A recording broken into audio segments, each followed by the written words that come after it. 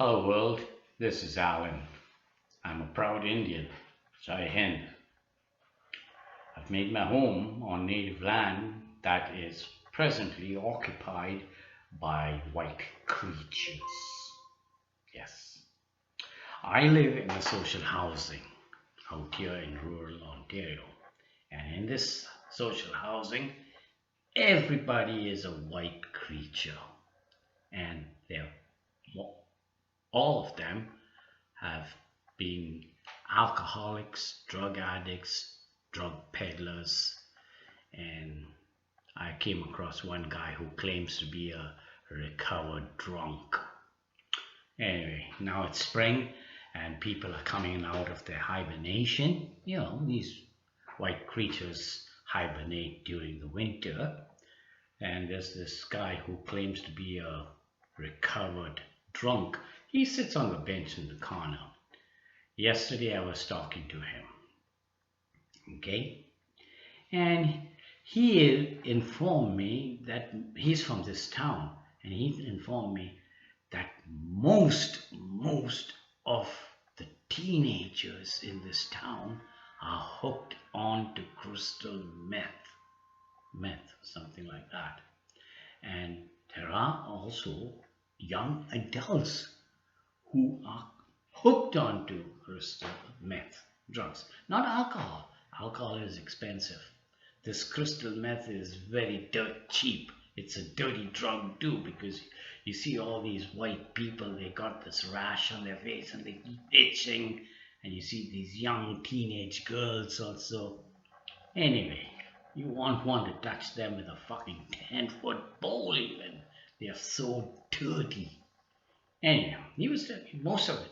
And he told me, this is not only in this town, but it is in many towns, all the towns in Canada, the cities, the shithole villages. There's a lot of drugs.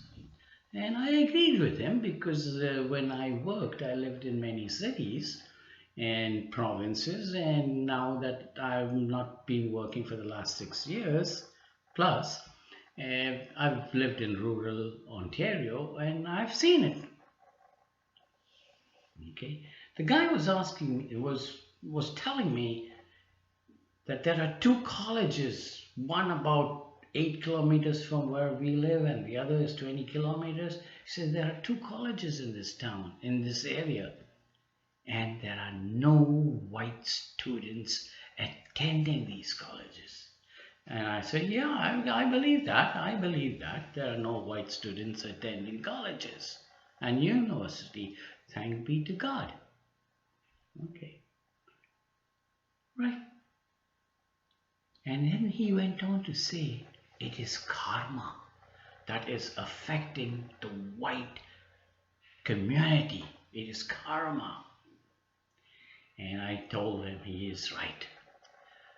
Many reasons. Sins of the forefathers and sins of the injustice system in this country called Canada.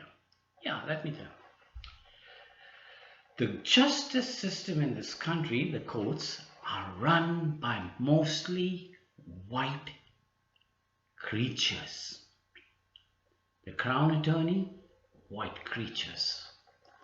The judges in court, white creatures. And these white creatures willfully incarcerate large numbers of native people. And then there are the brown people like myself. I was incarcerated. And there are black people. Wrongfully and for a very long period of time, with the intentions of destroying us. In my case, they couldn't destroy me, but I did lose my professional license, but not destroy it, because now I still stand in front of a camera and I upload videos onto YouTube condemning these honorable bastards and the federal government of Canada. I don't give a fuck. It's not because we have freedom of speech. No, it is because God has silenced the evil ones, the white creatures. I'm talking about God has silenced them. Done. They can't open their fucking mouths to us. They cannot talk to us the way their forefathers talked to our forefathers. Okay?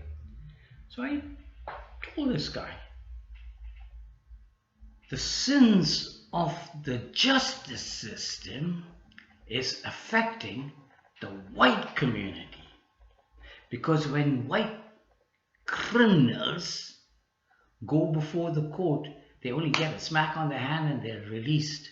Whereas natives, brown, black people, no, we spend a long time in jail with the intention of breaking us down. So now karma's turned it around. Instead of breaking the natives down and the black people and the brown people, the white people are fucking themselves with their own hands.